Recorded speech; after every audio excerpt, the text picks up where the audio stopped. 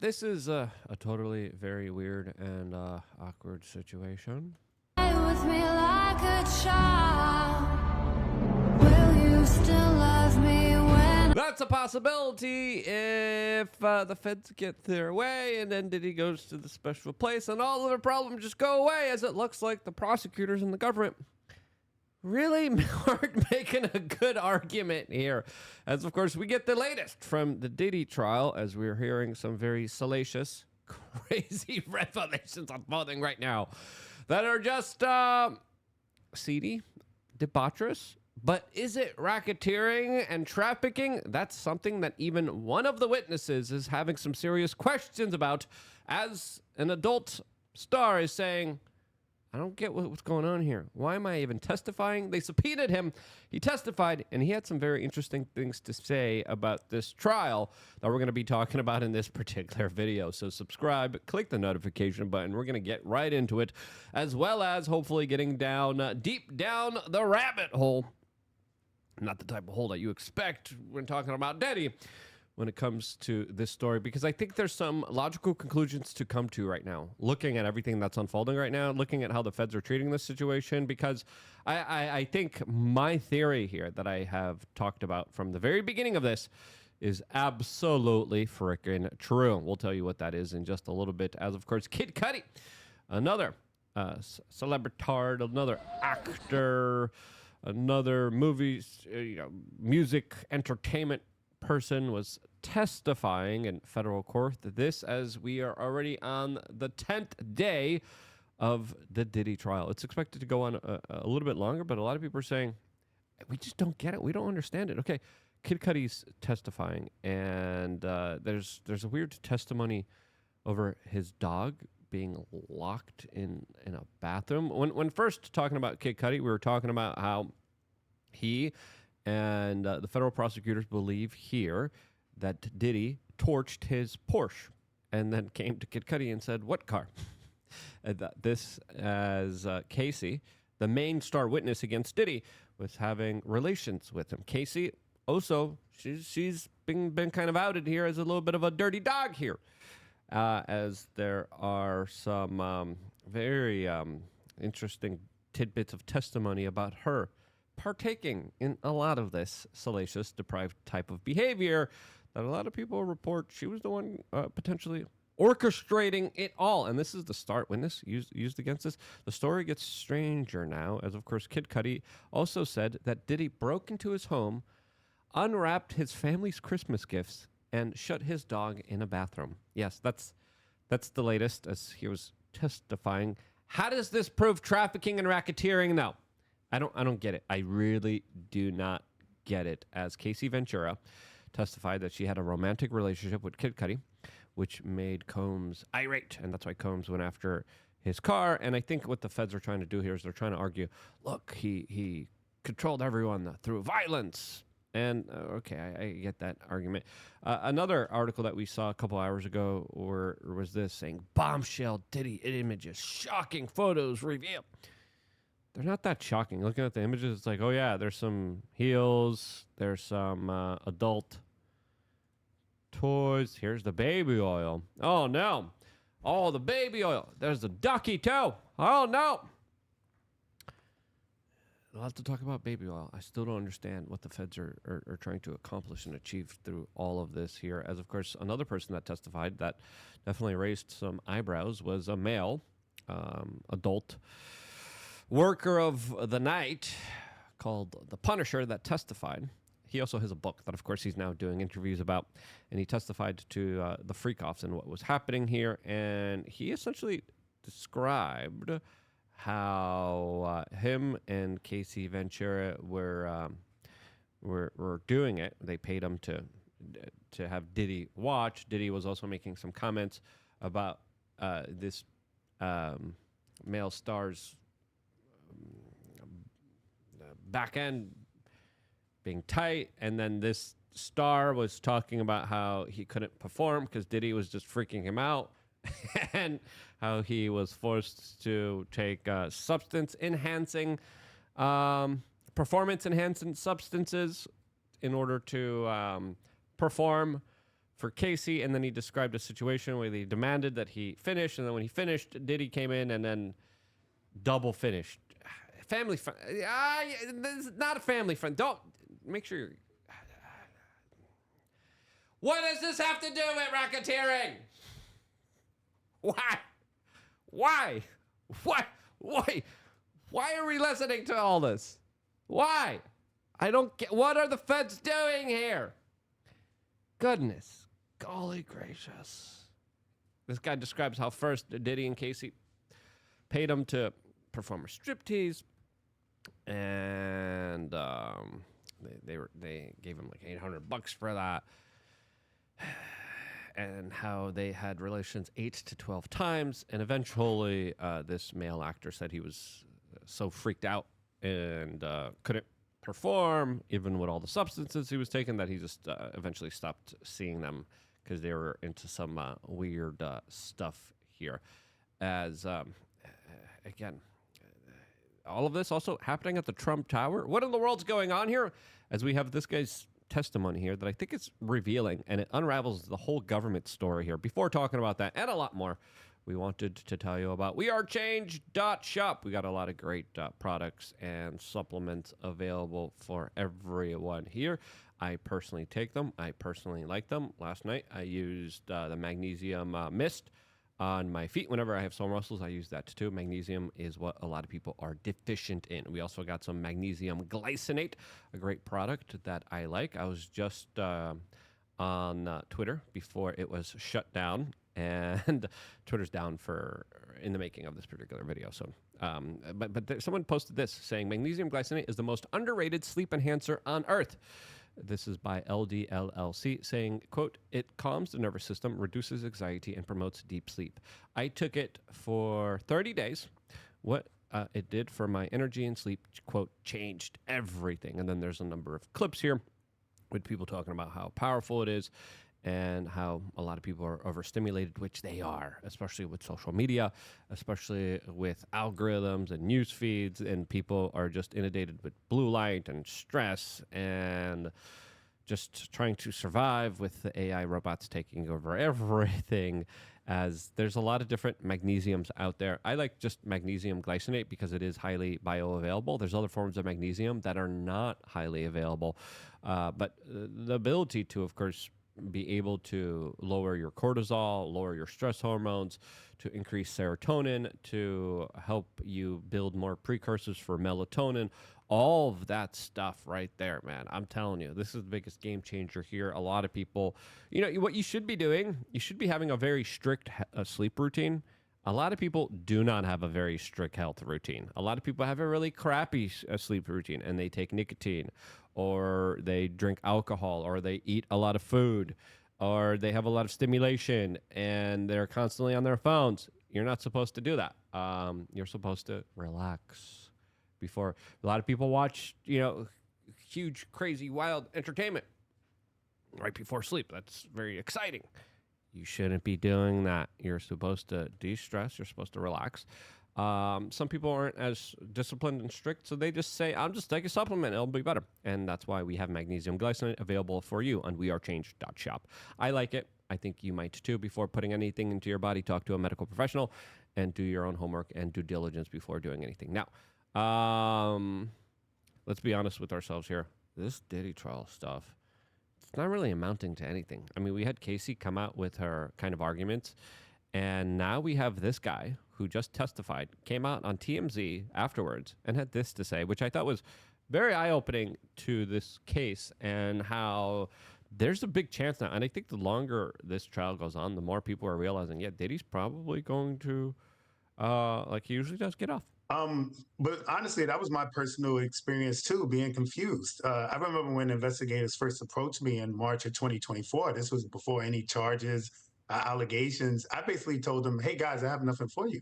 I didn't see any violence. I didn't get any cues to her being in distress, and any cues or anything that I mentioned, which I did say there was some wincing and some sighing and stuff. That was in hindsight. If there was never any allegations, I would have never even perceived it as being an issue to even point out. That's crazy right there. I mean, the feds came to him and they're like, I got nothing to say.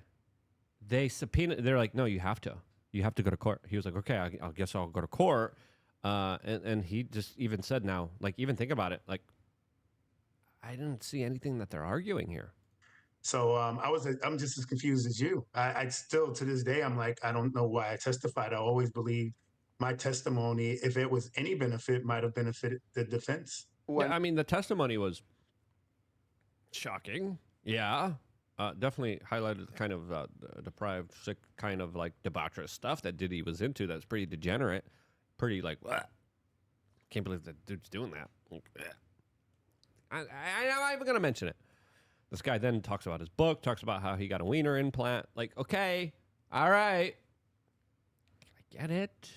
But what the hell does this have to do with racketeering? And I read your testimony, and you're talking about Cassie paying you and Cassie dressing up and kind of prompting you.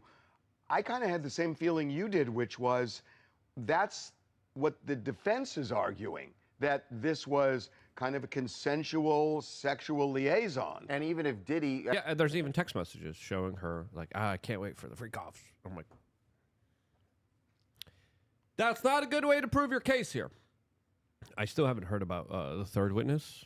I don't know what's going on with that personally. I don't know if we got any updates on that. I've been looking for it. I haven't found it. Third witness went missing, but I think the third witness went missing because they're like, I got nothing to say here. I don't want to say anything. Like, this is going to, of course, bring on a lot of kind of big questions. As now people are talking about Casey's husband being there, talking about how Casey's husband now had to hear about how she was willing, eager, and able in some of these instances to participate in a lot of this. Now, where do you draw the line and say, no, what Diddy did here was evil, when it looks like there was, from the accounts that we're hearing here, a very willing participant that was having fun here and enjoying this type of stuff?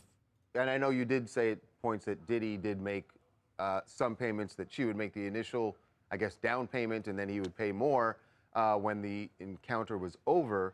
But you weren't, to be clear, you were never transported, as the indictment said. You weren't transported across state lines. This was all in New York, and you live in New York, correct? right? Exactly. At the time, I lived in Harlem, and all of the encounters happened in New York hotels. So again, like when this stuff started, I was like, look, there's no way I can associate with trafficking. I'm all in the same state. Yeah, but how is it trafficking when you have consensual adults? Let's just say they even went to New Jersey. That proves the government case here for somehow, because they hired a guy, like because Diddy hired a guy to snoop his girlfriend, but he came from New York and then went into New Jersey. That somehow proves the feds are right here. Listen, whatever you do in the privacy of your own home here, okay, like this is not a good precedent that they're setting up here, okay? This is just so strange. But even, let's just say this guy did come from New Jersey and he went into New York. This somehow proves that the feds are right. This somehow proves that the feds were